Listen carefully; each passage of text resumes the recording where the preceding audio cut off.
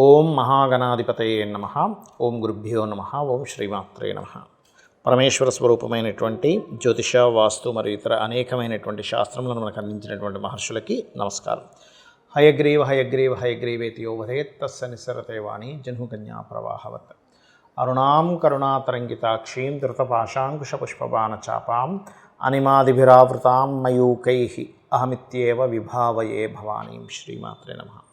ప్రేక్షకులకి ఆ లలితాంబిక అమ్మవారి యొక్క అనుగ్రహం పరిపూర్ణంగా కలగాలని మనస్ఫూర్తి కోరుకుంటూ మనం ఏదో చెప్పుకోబోయే టాపిక్ ఏమిటంటే, కుజుడు దాదాపుగా ఒక 2 నెలల పాటు అంటే జూన్ ఆల్మోస్ట్ అంటే జూన్ 7వ తేదీ నుంచి 6వ తేదీ నైట్ నుంచి జూన్ రాత్రి 10 గంటల ప్రాంతంలో మారుతున్నాడు. అక్కడి నుంచి మనకి జూలై 28వ తేదీ వరకు కూడా సింహరాశిలో కేతుతో కలిసి అగ్నితత్వ రాశుల్లో ఉంటాడు.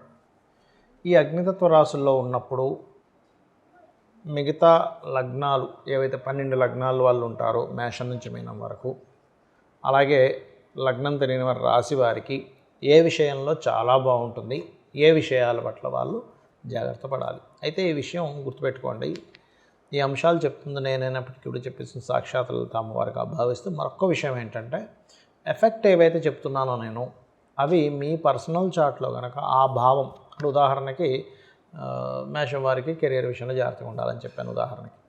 అదేవిధంగా వృశ్చికం వారు ఏదైనా ప్లేస్ చేంజ్ లేదా ఇల్లు అమ్మడం కొనుగోలు చేయడం ఉన్నాయి. అక్కడ మీకు ఏదైనా బ్యాడ్ ఎఫెక్ట్ ఉన్నప్పుడు మీకు పర్టికులర్గా మీ పర్సనల్ చార్ట్లో ఆ పర్టికులర్ భావం కనుక గుడ్ ఎఫెక్ట్ ఇస్తుంటే అది ఏమీ ఇబ్బంది ఉండదు. ఇది చాలా క్లియర్గా అర్థం చేసుకోండి మీ పర్సనల్ చార్ట్లో. అలా చూసుకొని ముందుకు వెళ్ళాలి. ఎంతసేపు ఇది ఏదో బ్యాడ్ అయిపోతుందేమో అని కాకుండా. సో ఇది చూసుకోండి. మనం ఒక్కొక్క లగ్నం నుంచి మనం తెలుసుకుందాం. మేషలగ్నం వారికి ఈ కుజుడు కేతువు పంచమంలో ఉన్నందుకు ఏ జాగ్రత్త తీసుకోవాలి? ఫస్ట్ ఆఫ్ ఆల్ ఏంటంటే, ఇది పంచమ స్థానం, సంతాన స్థానము, ఫ్రెండ్స్, షేర్ మార్కెట్ రిలేటెడ్ స్థానం. కాబట్టి సంతానం కోసం చేసే ప్రయత్నం విషయంలో, ఫ్రెండ్స్ విషయంలో, షేర్ మార్కెటింగ్ విషయంలో నిర్ణయాలు తీసుకునేటప్పుడు చాలా కేర్గా తీసుకోండి. ఇవి ఒకటేనా, మరి ఏదైనా మంచి జరుగుతుందా, ఇంకే విషయాల జాగ్రత్తలు తీసుకోవాలంటే, ఒక్కొక్కసారి మనం తెలియకుండానే ఇన్ని రోజుల నుంచి జాబ్ చేస్తున్నాం, అసలు ప్రమోషనే రాలేదు, నాకు ఈ జాబ్ వద్దని సడన్గా మనం రాంగ్ డెసిషన్తో మానేస్తాం. ఇటువంటి రాంగ్ డెసిషన్స్ ఎక్కడ అసలు తీసుకోకండి దయచేసి. అప్పులు ఇవ్వడం, అప్పులు తీసుకోవడం, మనం మధ్యవర్తిగా ఉంటూ ఏదైనా కమ్యూనికేట్ చేయడం, అంటే మధ్యవర్తంగా ఉండి అరే మన వాళ్ళే కదా మనం పోయి డబ్బుకి, ఎందుకంటే సర్వసాధారణంగానే ఈ యొక్క మేషం వారికి పూర్వజన్మ కర్మ అనేటువంటిది అప్పుతో లింకప్ అయి ఉంటుంది. మీరు చూడండి, కావాలంటే ఎవరైనా సరే మేష లగ్నంలో జన్మించామండి అంటే మీ లైఫ్ అంతా కూడా అప్పు. అంటే ఏమిటి, ఒకరికి అప్పు ఇచ్చానండి వాళ్ళు ఏదో బాగుపడతారని వాళ్ళని ఇబ్బంది పెట్టారు, లేదా ఎవరి దగ్గర అప్పు తీసుకున్నాను నాకు అంత టెన్షన్ అయిపోయి, ఇది ఎక్కువగా ఉంటుంది. బికాజ్ ఆఫ్ పూర్వజన్మ కర్మ అంతా కూడా అప్పుతో, రిలేషన్స్తో, వీళ్ళతో ముడిపడి ఉంటుంది. సో ఈ పర్టికులర్ అంశంలో జాగ్రత్తగా ఉండండి. ఇంకొక చిన్న విషయం ఏంటంటే, కొంచెం విదేశాలకు వెళ్ళాలనుకునేటువంటి వారికి కొన్ని ఆటంకాలు ఏర్పడుతుంటాయి ఈ టైంలో. మరి మంచి ఏమిటి, ఈ కుజుడు కేతువు కలిసి ఉన్నందుకు ఎవరైతే హైయర్ ఎడ్యుకేషన్ విషయాల్లో ప్రయత్నం చేస్తుంటారో అది సఫలీకృతం అవుతుంది. కాకపోతే కొంచెం ఆటంకాలు ఉంటాయి, బట్ ఫైనల్గా సఫలీకృతం అవుతుంది. బ్యాంక్స్ నుంచి, గురువుల నుంచి, లేకపోతే ఉపనయనం చేసుకునేటువంటి వారికి, అలాగే అంటే ఇక్కడ గురువు దృష్టి 9th హౌస్ మీద ఉంది మేషం వారికి. అలాగే లగ్నాధిపతి వెళ్ళి పంచమంలో కేతువుతో ఉన్నాడు. వీరికి ఇది ఒక మంచి టైం. చాలామంది ఏంటంటే ఉపనయనం ఎప్పుడు చేసుకోవాలండి అంటూ ఉంటారు. ఎప్పుడైనా 9th హౌస్ మీద లేదా పంచమం మీద ఉండే ప్లానెటరీ కాంబినేషన్స్ వల్ల చేసుకోవాలి.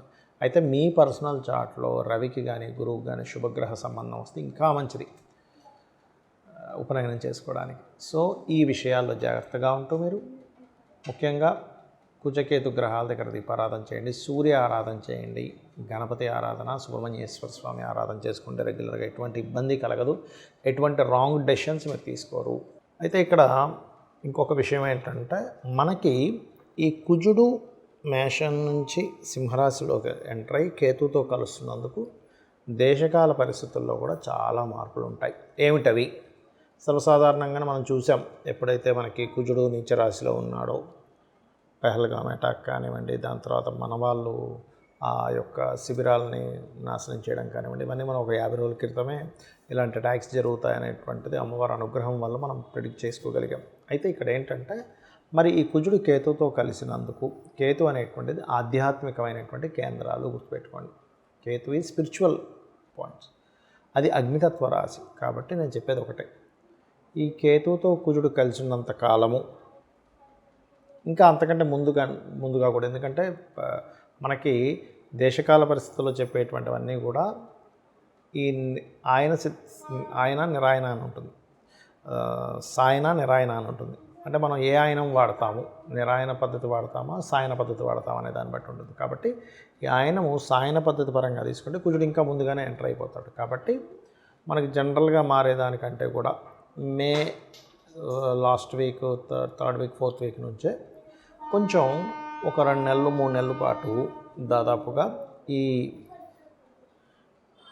ప్రార్థనా మందిరాలు ఏవైతే ఉంటాయో, హిందువులు కావచ్చు, మన సిక్కులు కావచ్చు, ఇటువంటి ప్రత్యేకంగా స్పిరిచువల్ రిలేటెడ్ మనకు అమర్నాథ యాత్ర, నెక్స్ట్ ఇప్పుడు మనకు పుష్కరాలు వస్తున్నాయి, పుష్కరాల రిలేటెడ్ సంబంధించిన విషయాల్లోని ఎనీ ఆధ్యాత్మిక, ముఖ్యంగా హిందూ సంబంధించినటువంటి ఏవైతే ఉంటాయో, హిందువులు కావచ్చు, ఎనీ వాళ్ళు కావచ్చు, ఆ యొక్క ప్లేసెస్లో కొన్ని అటాక్స్ లాంటివి ఉన్నాయి. కాబట్టి వెళ్ళే వాళ్ళు కాస్త జాగ్రత్తగా వెళ్ళండి. మన గవర్నమెంట్ కూడా అక్కడ పర్టికులర్గా కొన్ని కట్టుదిట్టాలు ఏర్పాటు చేయాలి.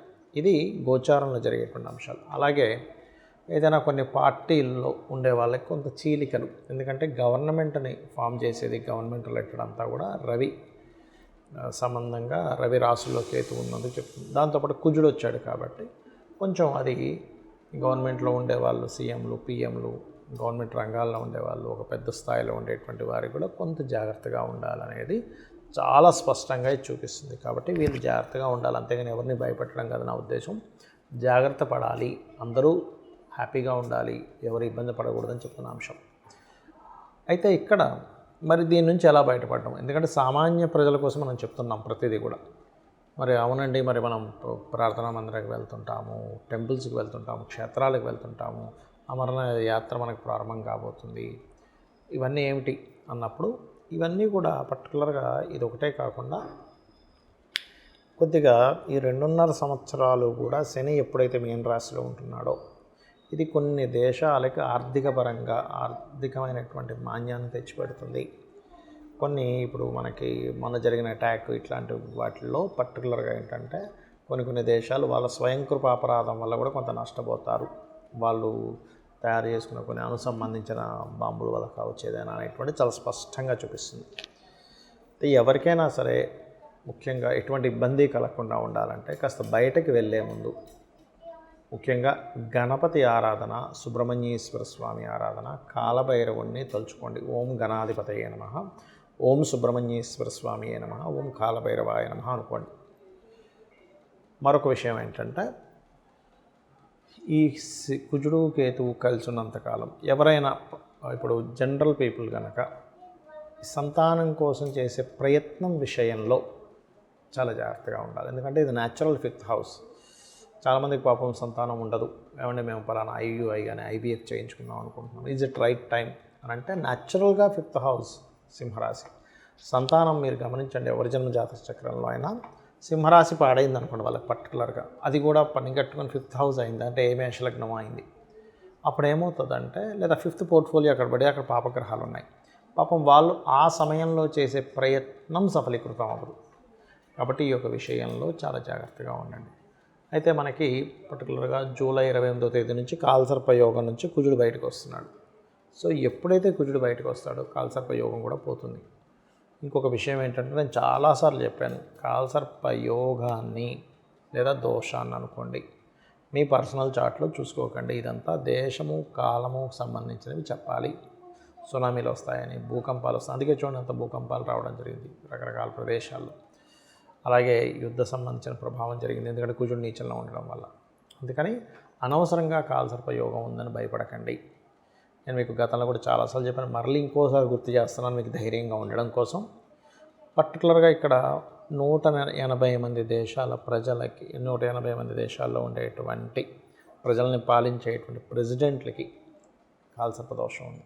మీకు కావాలంటే నేను మీకు ఒకసారి 180 దేశాల యొక్క వాళ్ళకి చూపిస్తాను. అంత దాకేందుకు మీరు ఎనీ నెట్లో కొట్టి వాళ్ళ డేట్ ఆఫ్ బర్త్లు తీసుకుంటే కాలసర్ప యోగంలోనే ఉంటాయి వాళ్ళ జాతకాలన్నీ కూడా.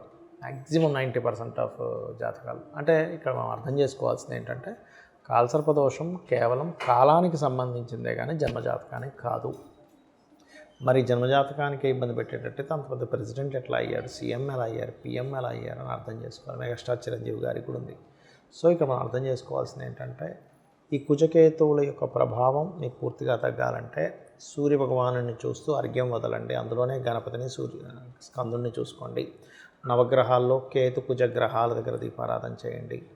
కాలభైరవ అష్టకం చేసుకోండి. గోవులకి క్యారెట్స్ గ్రాసము తినిపించండి. అన్ని విధాలా బాగుంటుంది. అందరూ బాగుండాలని మరోసారి అమ్మవారిని కోరుకుంటూ శ్రీమాత్రే నమః.